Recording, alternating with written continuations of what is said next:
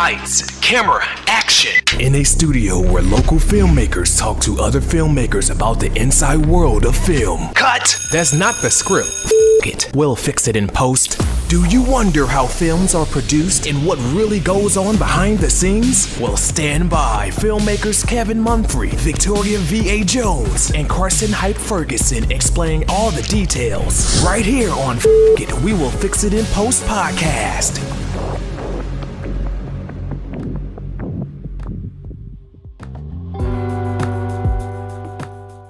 Good morning, good afternoon, and good evening. Whenever you're listening, I thank you for doing so. I am once again Kevin Mumphrey, and this is It. We'll Fix It in Post.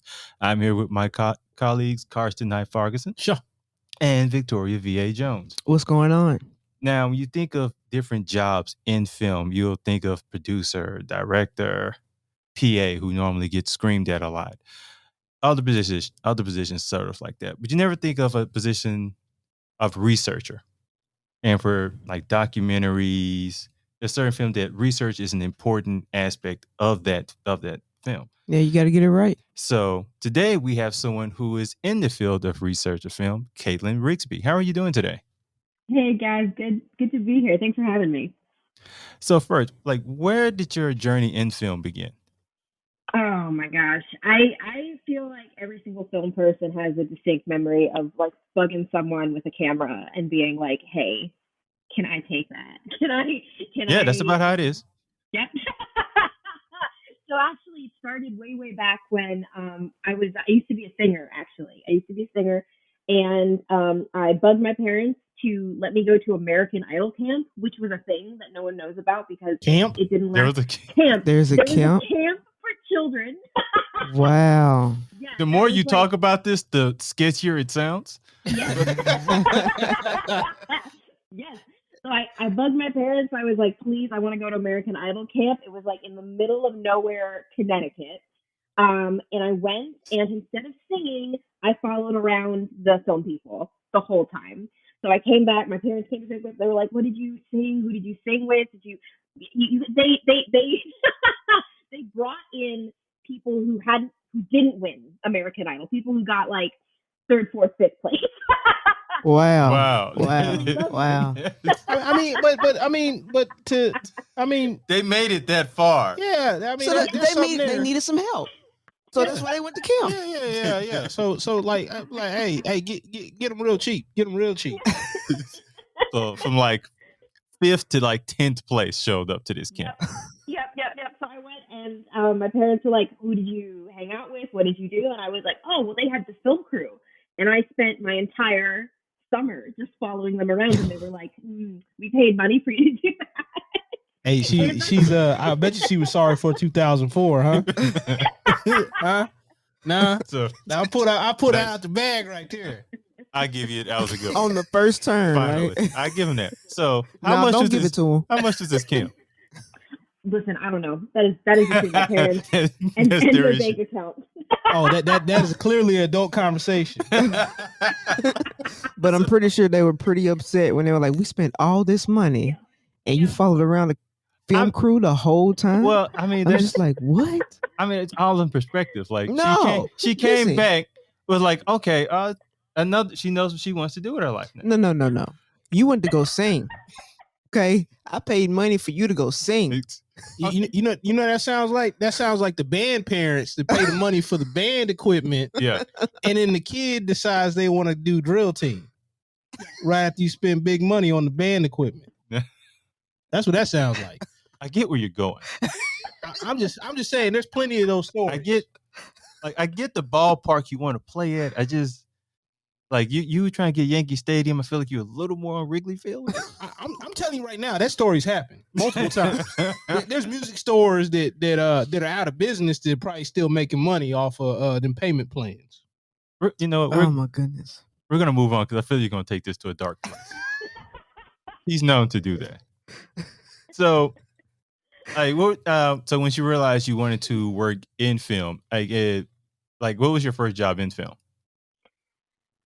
I did a lot of internships before I ever got paid for it. So the first like non-paid film job I had was I worked for a leftist organization called the Left Forum, and they were looking for someone to just like digitize all of the recordings from their past forums. So I spent a whole school year going into New York City and helping them digitize things and help them make promotional materials. And it was the winter that oh my gosh, what's that called? That protest that happened in New York City on Wall Street, where all the Occupy Wall Street. Occupy Wall Street. Yes, thank you. Yeah. That was literally the winter that Occupy Wall Street happened. So I was like in this like very politically charged organization, and I was helping them make all of their promotional materials. And I was like, okay, there's like you can use this not just to like film kids at a summer camp. You can use this to like help spread a message. So that was like the first like non-paid job I had, and then fast forward a few years, my first paid job, I was an editor on at a little production company here in Philadelphia, mostly doing marketing stuff and things like that. And I loved it. I realized there that I loved editing, but I did not want to do it for other people. And sort of like I feel your pain.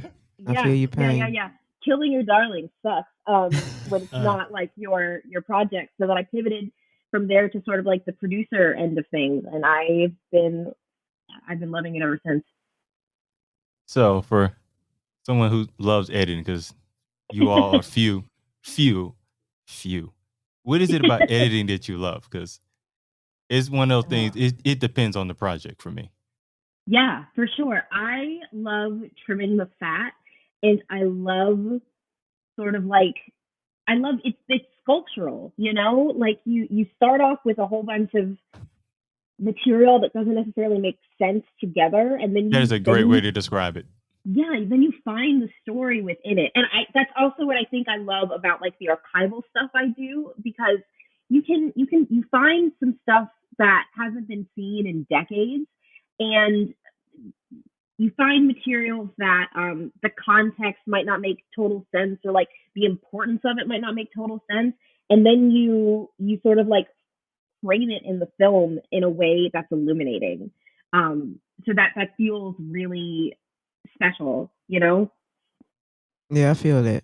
You know, Yeah. I don't like to edit, but when I get into the project, that's the reason I love the project. So I will sit at the beginning and I will cuss up a storm, and I will say a lot of things, you know, but by the middle of the project, I'm good. You know what I'm saying? And I'm excited to, you know, get back to. That's a very polite way of saying. Listen. Well, I mean, like when I was in school or whatever, I used to love log and capture. I just don't have the time to do it now, because it got me intimately involved with all the footage, like intimately. I mean, and I do like editing. I mean, like very.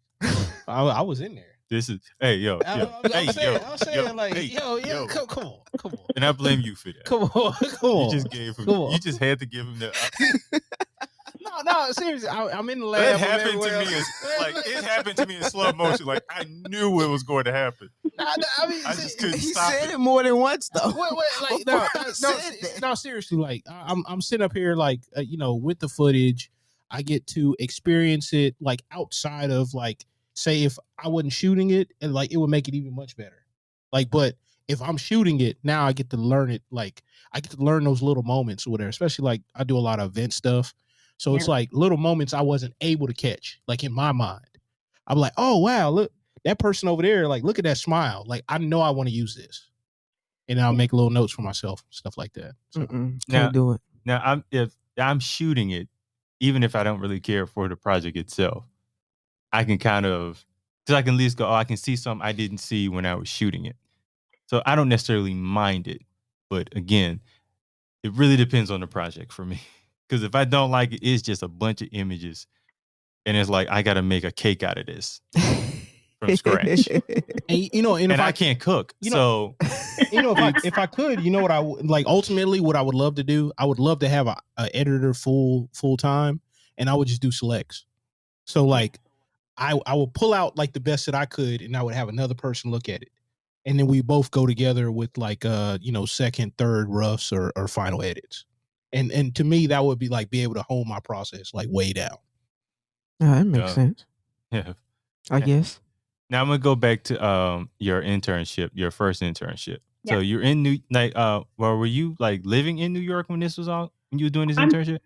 From northern New Jersey originally, so I wasn't living in New York, but it was really easy to get into New York.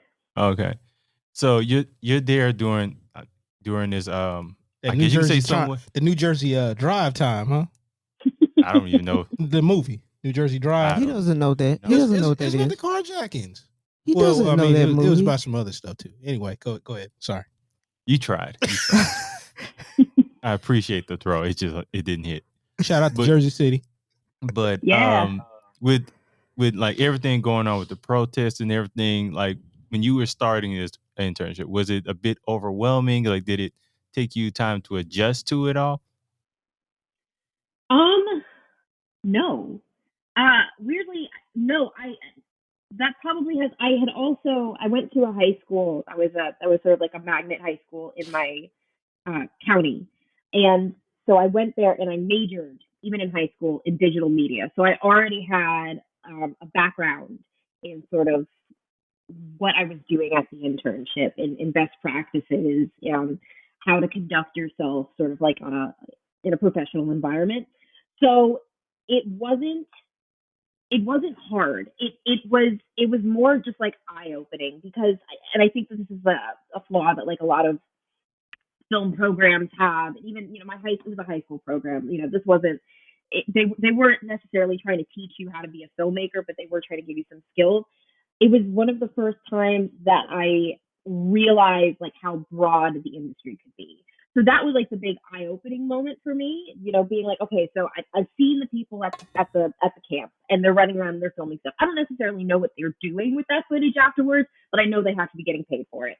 And then, I see people doing stuff at events. I see things on television. I see things in the movies. I know that sort of like there are people who are working in this industry who are doing that stuff, but I didn't necessarily know like how like within reach that could be. So that was like the big illuminating moment for me. Like I am working side by side with film and TV professionals who like also have political, really strong political opinions, and that's why we've all ended up, at the specific company. But now I see a way forward. That's, I can choose to do events. I can choose to like sort of like put this skill I have and put it towards like good works, like Select Forum, etc. And maybe there's more even out there that I just don't know about that I could, try to like weasel my way in. So I had like 85 internships after that because I was like sort of not 85 literally. A lot, just a lot. I had a lot. You had a lot of experience. I had a lot of experience. I probably had like 8 internships between the age of 16 and 22. Yeah. I don't recommend it to other people because like it's a lot, and you're doing a lot of work for free, and that's I don't think a good like mindset to necessarily go into your professional career with. But I sort of like became obsessed with like how many different ways can I apply these skills and what's maybe the best route for me to go down. So I sort of got like an early crash course that I think a lot of people experience more in film school, where you're, maybe I should try editing. Okay, that doesn't really jive with me. All right, maybe I'll be on set. Maybe I'll do lighting. All right, I don't know about that. Maybe I'm gonna do camera stuff. Maybe I'll do sound. I sort of got an early experience figuring out what I enjoyed about the medium. I think that's kind of good though. I think that's kind of good the way because you did it young, so you got to kind of figure it out, and then like you were like really really young where you didn't necessarily have to come up with the career or all that other stuff. You ain't got the life bills to pay. Yeah, I mean, because like that's like one of the hardest things, like especially once you move on, like making that transition is like like having to pay the bills. And do you want your thing to be your thing when it's your side passion or whatever, and you haven't like really focused in 100% yet? Yeah, exactly. And like between 16 and 22, your biggest bill at that time was what, light bills? I'm sorry, not like phone bill. I was gonna Phone say bill. what? No, I'm sorry. Yes, I'm Phone thinking. bill. You paid the light? And Did you pay the light like, bill, Kevin? The light bill was in his name. Yeah, it was. Hey, look, stop 'Cause playing. listen, Stop playing. listen. It was always paid. It's just not always paid by I me. didn't pay no bill. Okay, Anyways, I was the youngest. That's just how put things more of roll. our business out there that needs to be It's out cool. Nah, I like it when they put their business out there because I be telling jokes, and then my business is in the joke. So I'm just, there. And you be throwing them out there. We don't actually do that. man, y'all be laughing. And sometimes we Okay. be having questions too, like why did this happen? Yeah, you like so. How did you get introduced to being an archival producer? Yeah, totally. So I sort of first came across that in an internship. I was working at a documentary production company in Brooklyn, and I came on to a project that was about Ruby Ridge, the Oklahoma bombing, and Waco. So just like and Heavy the, stuff. Yeah. heavy stuff. And the crux of it was pretty much like, how did the militant right sort of like form, and how did these three events embolden them, culminating in the Oklahoma City bombing. No, I'm sorry, culminating in the siege at Waco. And a lot of what I was doing as an intern was finding archival stuff, nothing heavy, just like going on AP and like seeing what they had, and doing like heavy fact checking and things like that. And I was working pretty closely with some people on their archival team. And that was really interesting to me. I was only pulling stuff from AP. I was only pulling stuff from Getty. But when I sat down and I finally was able to watch the film, seeing like all of these different materials come together, things that they had pulled from the FBI, things that they had pulled from different news channels, was really, really interesting.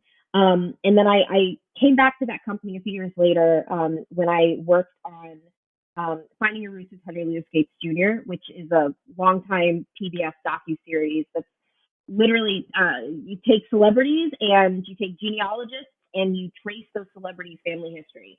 And so much of the entire story is based on what we found, like what we, the researchers, found in these people's family trees. And sometimes it was really interesting stuff. So I would see, like, I found a mention of this guy's grandfather in a newspaper article. So I would see that. I would see that article show up in the final cut. And I would also help a little bit with the research with the archival producer. So there was like a really clear, like, the research that I'm doing to help write the show is also the research that is forming the visual basis of the show. And I really loved that. I took a little detour and I ended up working on a late night show for a little while. But when I decided to come back to documentary filmmaking, I took a position as an associate producer on a movie for American Experience. And I did all of the archival research for that show. And it was really hard because I'd never done anything sort of like that intense before. But again, it was just like, okay, I'm telling the story of a Black veteran, World War II, victim of police brutality, literally the day that he's discharged. That, like, he's permanently blinded by a cop. And I'm like contacting these newspapers, these Black newspapers, and I'm saying, like, hey, do you have any photos of this guy? I can't find a single photo of this guy. And they're like, yeah, we have tons. So that's like, it's literally shaping, rediscovering the stuff that hasn't been seen in decades. I felt really proud of that work, of like reintroducing it to an audience, you know? I'm sort of going all over the place. I'm so sorry. No, you're good. No, not really. But, I mean, yeah. Go ahead, please.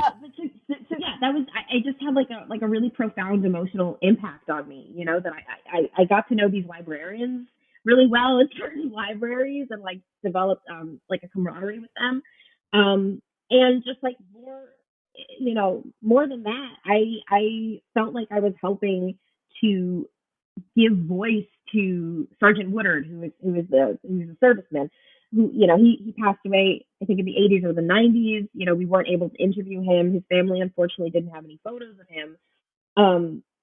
So I felt really proud that in the interviews that we were doing, of course, obviously we were able to like pay a tribute to him, but also even more than that, I was able to find materials that were more from his perspective, and some that were even from his perspective. So take us through the process of you doing the research. Like, how does that start, and how do you go? Where do you go for your sources and all the other good stuff? Yeah, when I'm doing stuff that's really rooted in history, I always start with newspapers, because like sometimes they're publishing stuff that's like not correct, and we know it's not correct. But oftentimes they're like they're clues. It's sort of like putting together a puzzle. So sometimes there'll be just like a little offhand mention of like a person who was important, or like a name, and then you go and then you find where that person's belongings might have been cataloged, and then you go and then you message the archivist and try to pull things like that. It's really just like tracing the little breadcrumbs that have been left by a person, and finding your way back to their materials that way. Shout out to books. Shout out to books. Yeah. Reading is fundamental. So when you're researching for these projects, are there like certain places that's just like a no-go for you all? Like, we don't look there for information at all. Ooh, like you mean subject-wise, or like? Oh no, like I just do an example. Like I know, like when I was in like college, they was like, don't go to Wikipedia for nothing. Oh, honestly, no. Like you have to like understand that there's some information is just incorrect. But more often than not, even like someone's like weird theory online isn't true, but they got to that theory somehow. So then if you like trace back, and that's like especially, I feel like that's been especially useful like on when I was working on like finding your roots, because genealogists online are wild. And really? It's like a weird, it's like a very fascinating community that I'm like sort of a part of, because I also do genealogy on the side. But people are just posting like the wildest. I believe the wildest stuff online. They'll be like, "Yeah, I'm just definitely descended from." I can only imagine like seeing is like I used to watch Jerry Springer. Where are you going with this? And then no, like the whole world is like Jerry Springer now. Like, have you been on the internet lately? That's just the internet. They usually, when they log off, they at least hide it. Not everybody now. Like, hey, some people just let it out. Listen, there's a lot of crazy people out there. Okay, I didn't expect this to go here, but a lot. So, like, Even please go ahead. Wikipedia can help lead you to something new and interesting. Don't take Wikipedia like as it, but like it's always a matter of just like going back and being like, all right, so like what was the source for this? That source might be a good place to really jump from. So don't look at the Wikipedia story about the dark side of the moon. Is what you're saying to us? The dark side of the moon. Yeah, that's a Lil Wayne song. What is it? Oh, my bad. No, I mean, people that's been on the internet forever. Like I grew up with Conspiracy Brother, so please don't mind me. So, I mean, it's a saying. I've always heard the saying, but I'm just saying it's a Lil Wayne song too. It's also was it not the Far Side? Pink Floyd. Yeah, he doesn't know. Please, he does. I know they exist. You telling me? I'm telling you. I know they exist. It's not my fault. I'm cultured. You look at him. It's the most bizarre questions. I And wish he you would does look not that know. way. Like you should have looked over here and said that to Yes. me. You should really do that. Why would you even do that? What are you talking about? Like he knows they exist. That's it. That's all I know. All I'm doing Probably is because throwing of it out there. probably because of the shirts. Probably because he's seen somebody with a pink. No. Floyd I shirt. know people who listen to it. Yeah, don't do them like that. I Don't do 'em leave like once that. they start playing their music. Oh. So that's Oh, you don't like Pink Floyd? I know they exist. Some of it's like a run-on sentence. That's what it feels like. I'm not. Listen, am I lying? Listen, let am me I tell lying? you something. That is, You're not wrong. if you You're not wrong. just in your room by yourself So- and then you just shut all the lights off and you listen to some Pink Floyd, it's a whole different atmosphere. There's times when Don't look at me like that. There's that times, sounds like something that was none of my business. there's times when you listen to it, right? But then, like, there's other doesn't times when you like, listen to 'em. I mean, probably not right now. Anyways, let's get back. we so getting away from Pink Floyd. So, and I didn't realize until you mentioned it. Basically, like with the show Finding Your Roots, all of the information they use are basically coming from you all. So pretty much they can't really start production until you all are kind of. So, did they give y'all like a time frame from it, or are they were they kind of doing production a lot more like whenever y'all get it? I don't know how much I'm allowed to say. I don't know how much my NDA. Oh yeah, please. Don't worry about that. Don't get us mixed up in that. Don't worry about that. Hey, we ain't got no qualms. Hey, skip that question. You know what? Yeah, okay? let's skip just that question. let's just move Go on. to another. Go to So- another question. Let's be safe. Let's be safe. All them questions you got down there. Skip to another question. You don't, So- you don't want to get on Skipgate's bad side. Yeah. No. So, like, I know, like, for certain jobs, like, if you want to apply for a direct, they'll show, like, a reel or, you have your, like, resume. So, like, Yeah. what would be the process for a archival director applying for a job? Yeah. So I don't have a reel. I have a website and I have a resume. So pretty much, and also like, I'm sure you guys have all experienced this. Like eventually in your film career, you stop like going after jobs and like you start like contacting your network first and then people start like recommending you for jobs. So at this point, pretty much people message me and they're like, hey, we need someone to do archival for something. Can you just like send over a resume? And that's pretty much all I'm going on at this point. My resume, my IMDb page. I mean, no, that's good though. That's good though. Yeah. Like that means you created work history, all that good stuff. But for whatever reason in my head, when I think about like this, I think about like one of those like old school, like cut the newspaper out, post it to a page and then mail it off kind of thing. A ransom note? I don't know why. That sounds my like a mind ransom went note there. to me. My mind went there because like, I was like, isn't that a good, I don't know if that's a good representation. You know what? Like, hey, go ahead, BA. Go ahead. You go ahead and talk. This man over here talking about a ransom note. You apply for a job by ransom? You slide it under the door. Oh, you gonna hire me? And then they open it up. And oh, you gonna hire me? And all these little cutout newspaper things and your name at the bottom with your phone number. I'll see you Monday, or you'll never see your family again. Look, all I know, if it was in a movie with Ryan Gosling, people would eat it up. So, Don't put Ryan Gosling in your bullshit. What? Don't. How did we get here? I knew you were gonna take a dark turn somehow. How did you take applying to a job? I had a legit question and I forgot it. Godly. Hey, that's not my fault. It is your fault. Hey, you need to have a piece of paper because you got bad memory.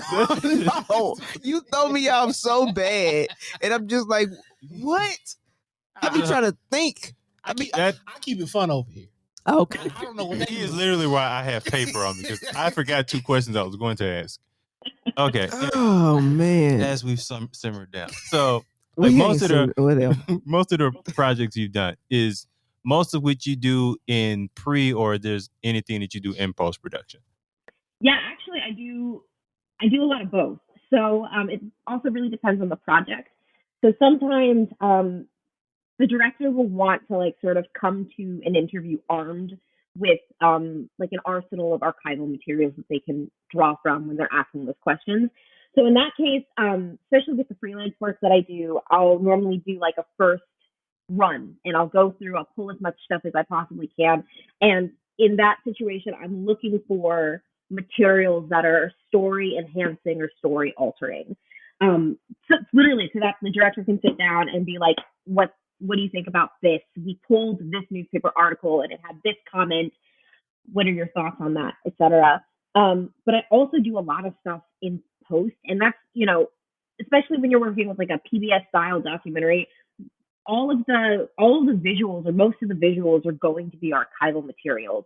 So when you get to that stage, I'm working really, really closely with the editor, and they're saying, hey, I want materials that I just watched the Harry and Meghan documentary, so that's like all in my head right now. But I have not worked on that documentary. I haven't seen that one yet, actually.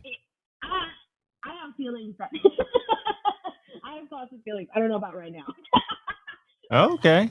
It's a good series. It's a good series, especially like the back end. I feel like is really illuminating. But I was working on a project like that. We're looking for materials that showcase Princess Diana getting hounded by the paparazzi. So, I'm looking for that stuff, and that's not necessarily like because they're going to like gotcha someone in an interview, or we all know that happens. So it's not even necessarily going to alter the way that the director or producer goes into an interview, but it's more just so that like you can make the case or strengthen the argument to the viewer, like this is a thing that was happening, the emotional impact of it, etc. So I will work really, really closely through post production, and often up through deliverables, because the next part of my job is clearing all of those third party materials and making sure that everything's licensed and good to go. And also working really closely with a fair use lawyer if there are any materials that we're trying to fair use. Oh, you're definitely working with the lawyers. Yeah. You're dotting the I's and crossing the T's. I was waiting on a lawyer to come up. They always seem to. Plus the errors and omissions and all that. Those people probably love you. Oh yeah. Hey, because they don't want to pay no claims. They don't want to play no claims because you said something crazy. Like, what was it? The producer of Gasland got in trouble. I can't remember what the suit was about per se. The main thing, but it was about a number of things, because that particular documentary was going after oil and gas. They got long pockets. Oh yeah. So have you ever like gotten, did a project and all your facts are straight, all your stuff is good? Have you ever had somebody who said, well, they got this part wrong? Sometimes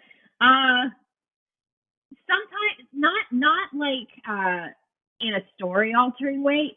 Sometimes that would happen like when I worked in late night, where the episode starts airing, and then you're like on Twitter and you're scrolling and some dweeb is they've got big opinions. But nothing I haven't been like pulled into like a post deliverable or delivery like discussion about whether or not we got like the facts wrong or on something. Not yet. Oh, let's knock on wherever and make sure that never happens. Yeah. Right. But one day, actually, since you brought up the Harry and Meghan, I'm not going to ask you like what you thought of the documentary, but I did want to ask you, could you watch like documentaries and like take off your filmmaker hat and just kind of watch it? Oh, I have a hard time doing that now. Yeah, I thought so. Well, Yes and no. Probably not with Werner Herzog or somebody like that, right? No, even Werner. Really? Okay. All right. Yeah, because I feel like, so like, and y'all too, like you're in this stuff day in, day out. I have a silly little film degree, and like I had the 4 years in high school too. So like you eat, live, breathe decisions.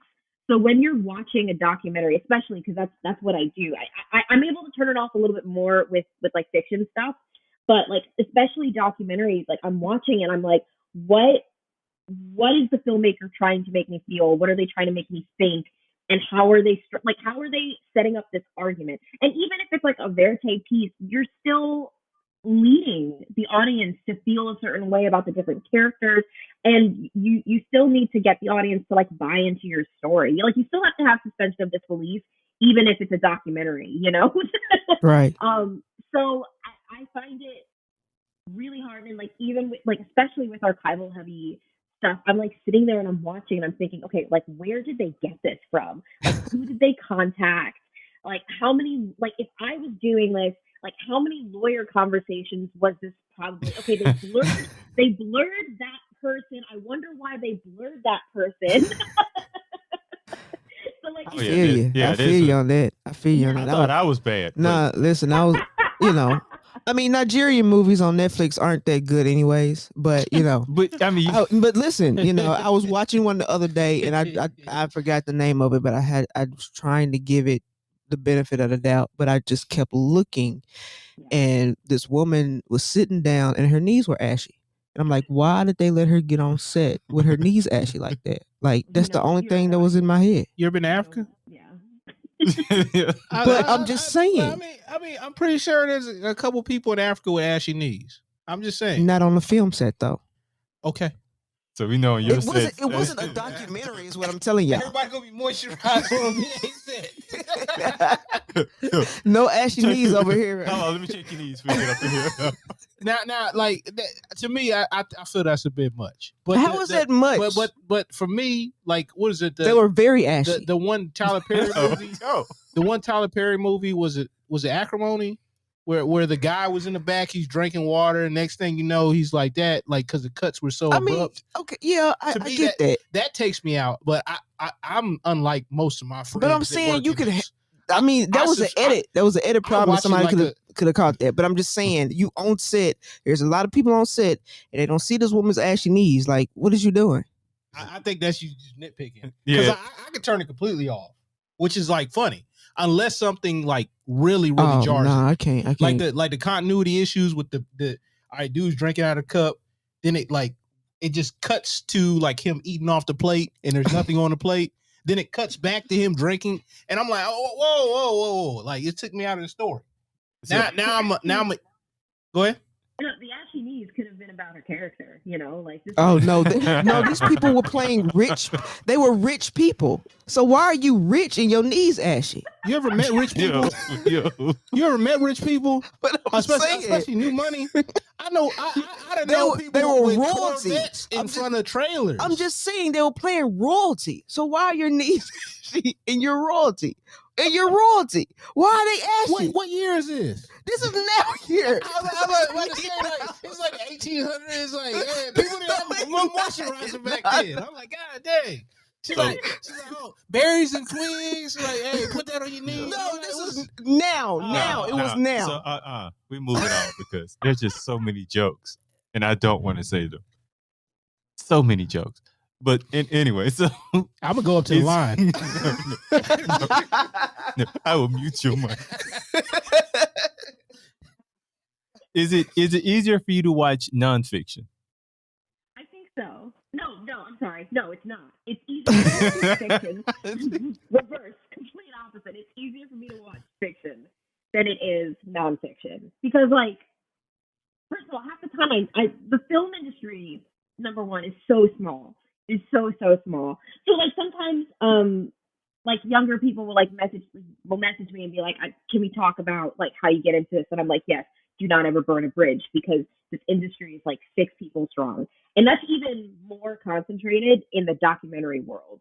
So more often than not, I know someone who's worked on the project. So, you know, thinking about like who they are and like how they might have contributed, that like is always something that's going through my head. But then just like I just find I don't pay as much attention to like continuity errors and things like that just because like I'm not in the day. You're thinking of lawyers. I'm thinking of lawyers. I'm thinking I'm traumatized by the lawyer conversation. Like I almost feel like that's worse. Like I've never watched something with which law firm is going to sue them for this. So what about the biopics? Like, do you watch those? Oh, I love a good biopic. I love it. I watch it. I imagine you got to be the worst person to watch it with, though. fact checking in real Yeah. time. Yeah, I can imagine you just on your phone like, I don't know about that. I Yeah, don't but know. if she could not verbalize it. She could be like writing stuff down, taking Oh notes. no, but Oh. I mean, I love biopics. Like that's one of my favorite, Yeah. genre of films to watch. So I'm not a fact checker, but I be fact checking. You know what I'm saying? I be doing my research once I watch it. Well, I have a question. Okay, so like when I was a kid or whatever, I used to watch like a lot of trauma films, like trauma, if I said that correctly or not, and like Toxic Avenger, all that. I don't know kind what of you're stuff. talking about either way. So Toxic Avenger, like Attack of the Killer Tomatoes. Like, has this affected like anything you've watched in your childhood, or has it like changed your taste over time? I really can't watch a lot of that stuff now. Oh, that's interesting. I think my taste has gotten like less highbrow the older I've gotten. it doesn't like affect me looking back, but it does mean like at the end of a long day, sometimes I'm like, I don't want to think. I'm gonna put on Sister Wives, and I'm just gonna watch these white people lose their minds. So Real Housewives, huh? Look, no, that's too much. no, that's perfect. It like Sister Wives is like it. No, Hip Hop Atlanta. No, I thought he was gonna say like, was it Zeus TV? Who? Zeus? I don't know who that is. They promote it on Shade Room all the time. That network. I don't look at the Shade Room. That's the reason why. So they have like this network, and if you think you talking about, no, you talking about the one with what's her name? That was on Love and Hip Hop. That's a lot of them. No, what's the one that looked like Rihanna? Act like she Rihanna. Say none of them look like Rihanna. Or sang like Rihanna. Look. All the jokes that I make, you can tell who the messy one is. You talking about the Shade Room? No, what was the one with that Jocelyn? Jocelyn's Cabaret. It's on that okay. network. But I just see that scrolling through social media. Yeah. That whole network. It's if you just want to just watch something messy and have popcorn, that network is for you. Okay. I just go down down the street, see it, see it live. That ain't none of my business either. So I know you talked about biopics, and I saw that you worked on one. It was like Carol and Johnny. Carol and Johnny, yeah. And that you were the fact checker for that. So, like, how was your process on fact checking for a biopic? Yeah, so that was interesting. That pretty much what I did is they sent me the script, they sent me the latest cut, and what I did is I watched the film multiple times, and then I took the script, and this is gonna sound crazy because you really do have to like tap into like the most annoying part of your brain. So I watched it down and I took the script and I highlighted every single time a fact was said. And then and sometimes people are, sentences and multiple facts are happening in one sentence. So I like had to color coordinate it. And it could be something like as silly as like, my name is Johnny. I had to go back and I had to prove that his name was Johnny, and wow. It's literally like, so I took the script and I was like, okay, I need to be like the most like annoying little like 10th grader right now, and just like, I need to like literally think about like every single thing that anyone is saying in this series that could possibly be, well, that didn't really happen that way, So the process for that was incredible. They had already done like a lot of work. They already had a lot of materials from Carol and Johnny because the filmmakers had been filming with them for this whole time. It was really a mix of like combing through a lot of the materials that they already had, that they had presented to me, and also doing some other research on my own. So like going and trying to, pulling up like arrest records from way back when, fact checking those materials through those arrest records. I didn't have enough time to do FOIA requests, but that's like another thing that I often do, where you have the right to request documents that were created by the government. depending on, some things are declassified. You can't ask for like, JFK stuff. But like a lot of Right. No, they released it. They released it they're this releasing week. it now. Yeah. They released it this week. Yeah. But things that like aren't a matter of like national security, you can go and you can like go to like the police and you can be like, I want someone's like arrest records. I want all of the documents that you guys have from this agency. And so I didn't have time for that on Carol and Johnny, but other projects I will do that. I'll make FOIA requests for documentation, and a lot of it was like newspaper reporting and going back through and there was one thing that like Johnny kept saying where he was like, I have been, oh God, how did he say it? It was like, I was the longest running bank robber in the United States. And I was like, no, you weren't. Another guy who I found that I was like, he's got you by like a good 5 years, my guy. You can't say that. So it's like silly stuff like that. Like a lot of times, and I think that because most people are good people, like you assume that when someone says something like about themselves, that they're like speaking correctly. And oftentimes, if they're not, it's not out of malice. It's just because like they're misremembering, or at one point, I guess he was probably the longest uncaught bank robber in the country. but it's really like taking what someone is saying and then trying to parse out how many things in the sentence could be facts and how do I trace my steps so that I can prove or disprove the statement. That's kind of weird though, because yeah, to me, like I think about it like that's like every Reddit post I've ever been on, and then Twitter after 2:00 in the morning. Man, I'm just thinking you're like the worst person to lie to. I'm probably good in the moment, but like 10 days later, I'll be like, wait a minute. Like you ever had like any of your friends go, like, I think my boyfriend's lying. Could you check on something for me? Oh yeah. Man. That's a skill I feel like that like any female under the age of like 40. That's even better than working at the police department. Look, you know what I'm saying? I wasn't gonna say it, but like the first 48, they want a confession. They can have all the evidence. They want a confession. What? They want a confession. They want you to admit with your own words that you did it. Talking about the Memphis episodes? I'm talking about in a relationship. You said the first 48. Yeah, like just like the first 48, they want a confession. Well, I totally didn't get what you were saying. I totally just heard the first 48. Totally lost me too. I put it together like Totally Voltron. didn't get that. Come on. I was just mad like when you're talking about like researching for the film. I was thinking you were gonna have to go through the script and find all the stuff that's wrong, but you had to basically write everything that was right. Yeah, so that's way more work from, than I imagined. It's hard. I start from like sort of like the under or like the assumption that something is not correct, So like even if it is like Johnny is saying like I was born on yada yada yada, like well. Were you? Citing the records to prove or disprove it. It's an interesting skill to sort of like turn on and off, and I feel really thankful that You can turn that off. Do it. Yeah, you try. I don't know. Like I don't know. That's kind of wild to me. Yeah, you ever get somebody where you be like, oh, he lying.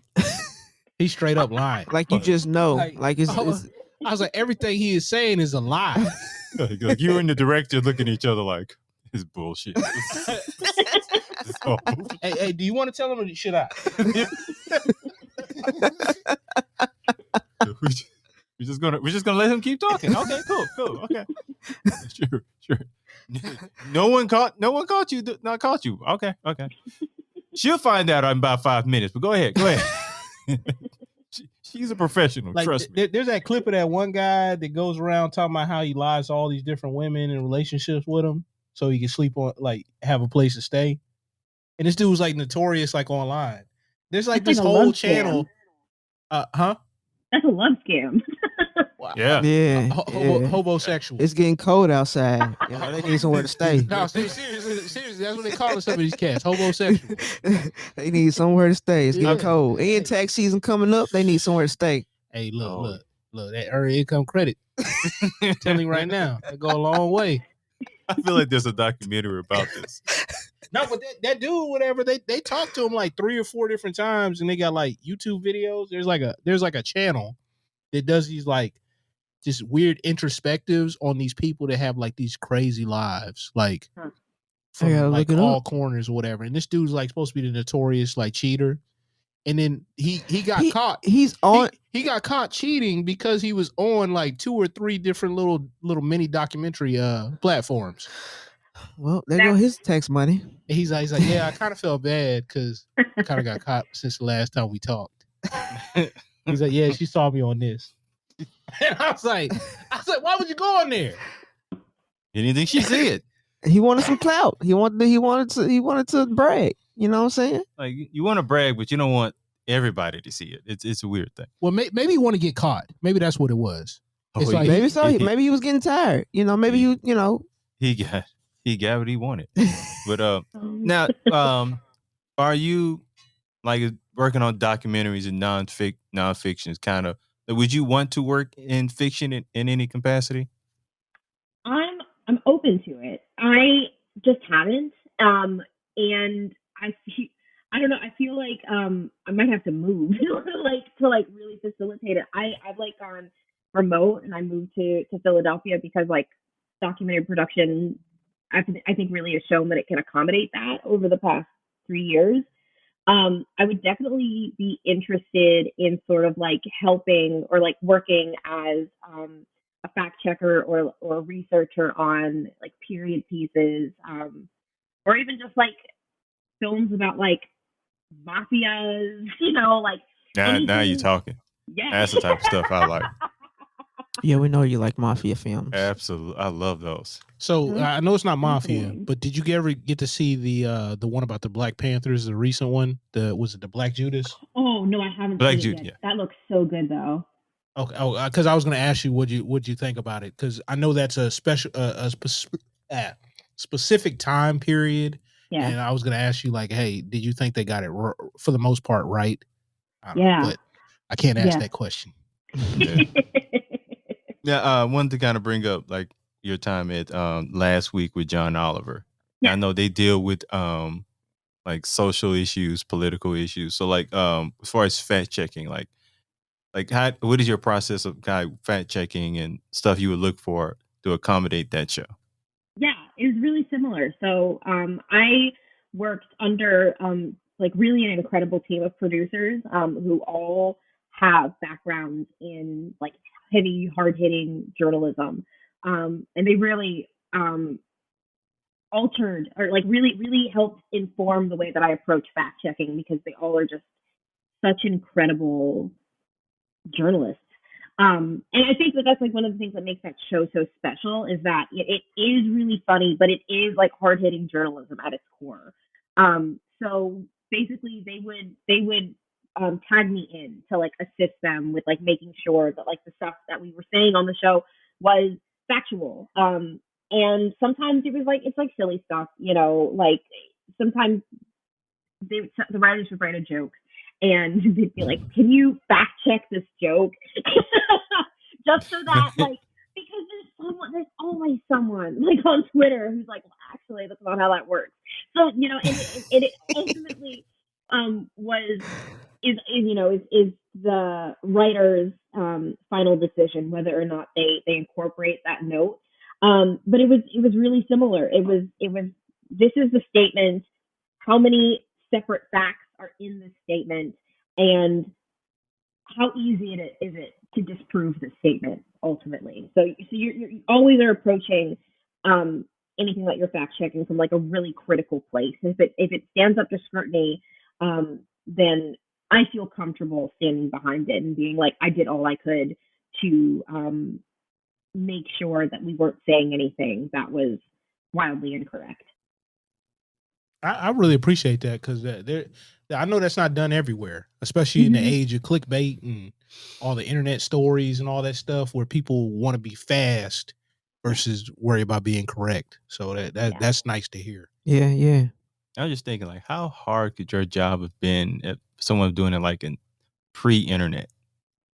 Oh, it would have been so every aspect of like all of the jobs that I do. So like fact checking, exponentially harder, archival research, exponentially harder. It's so much easier now to do like that research, that baseline research online, and then to identify like repositories, and then I can just email them and they can send me a file. Like that's impossible 30 years ago.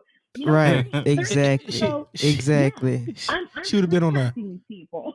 she would have been on the microfiche. She been on the microfiche. Dewey Decimal would have been her homeboy. I mean, it wouldn't be that. I would think it was like a fax, maybe. A what? Maybe a fax of some. You could. You talking no, about no, faxing? No, he's Yes. talking about the Carfax. No. What?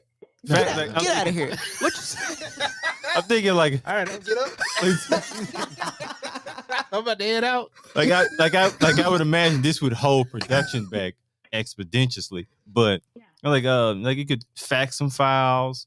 I mean, we had printers back then. It may take a minute. You know, you gotta carry a bunch of ink cartridges, but You know, Carson, you really messed me up. He said it, and I was trying to figure out what was he talking about, and you said Carfax. No, Just like- he's talking about the like actually getting the facts right. You know, like I understood That's it. what I That's meant. why I told it. I didn't know if he was saying fax something or getting the facts. No, he was talking about both though. He and said- I was just like, he said what? He's like a rapper or whatever. It's a double entendre. Oh my god! So I mean, hey, you listen to Lil Wayne. You the one that told us about him. I said he had a song. He's a fireman. So, Okay, I'm In sorry. the episode. Literally. I'm done. I was thinking none of that. I was simply talking about the facts. What? Ah, You took this to hell. For real, like they would mail you like high quality copies of this stuff, and you would have to like you know, a lot of what I do is like organizational, so it's pulling in archival materials and then renaming it and making sure that I can like go back and then license that material later. So it's all like very like database driven. But like that database used to be physical. It used to be like in the office, just like catch on fireable. Like that's insane to me. Oh my goodness! Now, do you think that since like getting information is a lot easier now, and you do see a lot more documentaries are being produced and it's a lot more popular, do you think that is kind of part of why more documentaries are being made?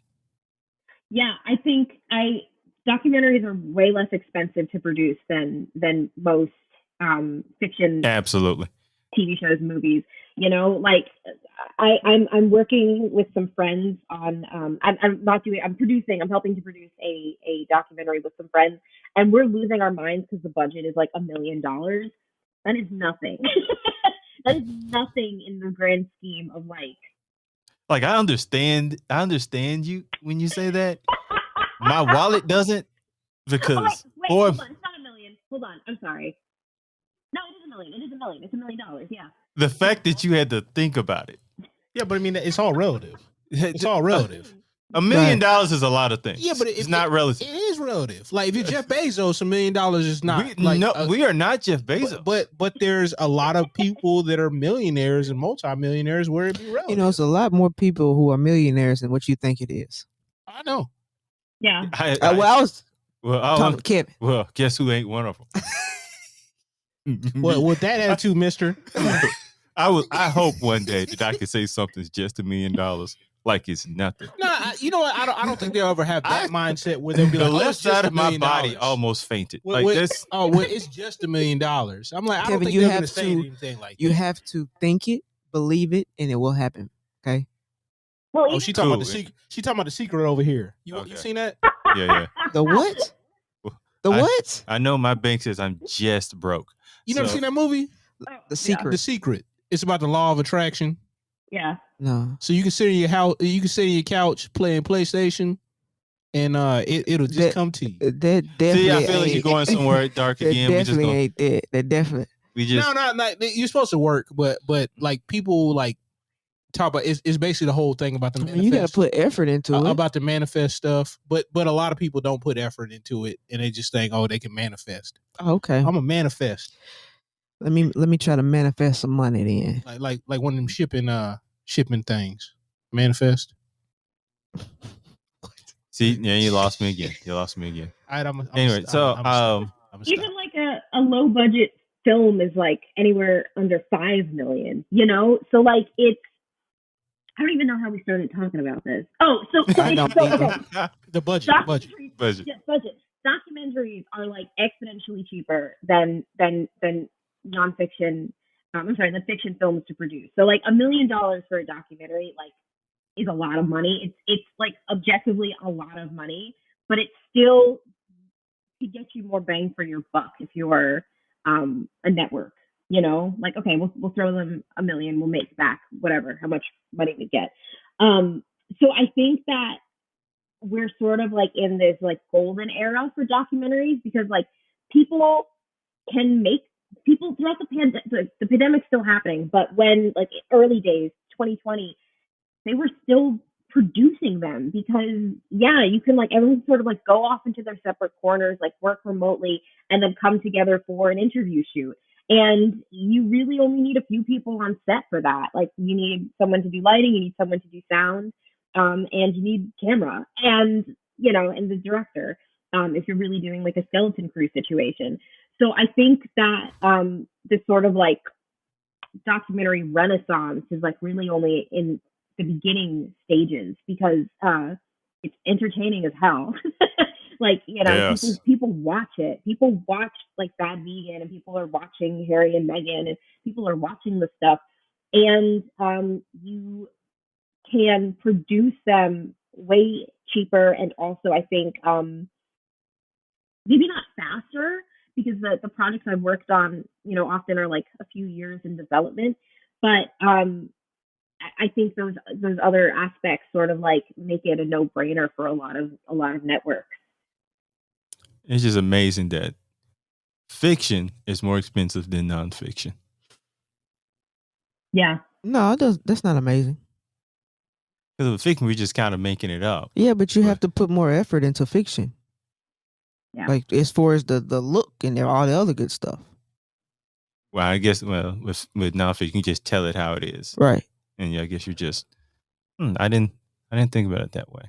Yeah. But as we're gonna get ready to wrap things up, but for somebody who's wanting to get into your field, what advice would you give them?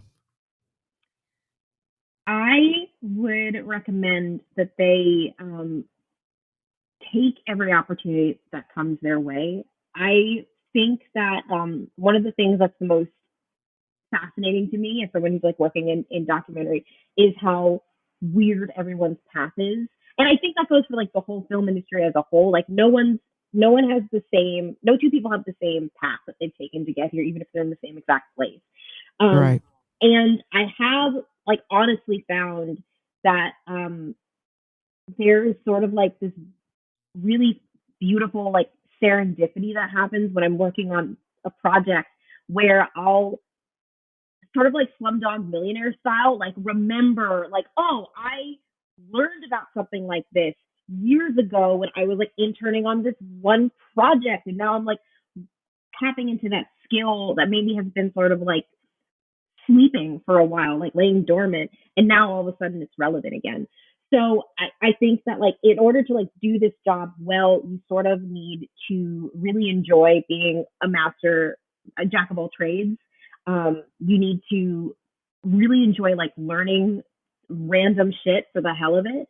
And you need to sort of like know on your, like, you need to enjoy the chase, and so be that like I'm chasing down this particular piece of information, or I'm just like chasing after this dream, even if I don't even fully know like what or where it is. I just know it's like vaguely like in this direction. I'm just gonna like run towards it. I think that's a trait that a lot of the people who like I've come across working, not just in documentary but also like in fact checking and like archival stuff. That's sort of something that we all have in common, where we just really enjoy the process of like sussing something out and figuring out what it is, like sort of like at its core.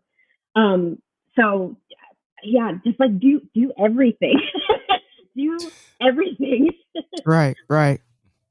Well, thank you, Caitlin, for taking time out to talk to us today. Most definitely. Greatly appreciate you. Yeah, of It's course, been guys. Thanks for having quite me. fascinating. Y'all been fascinating. Well, we try to be. I mean, I am, so. High hopes, I tell you. Yeah, we're definitely going to end it there. So Oh, man. I am once again Kevin Mumphrey with my colleagues Karsten Heif-Argson Ja. and Victoria V.A. Jones. What's going on? And that is a wrap. Shout out the books. I'm actually going to keep that. I always try to slide something in there. And I normally delete it, cut but it off. I think I'm going to keep that one.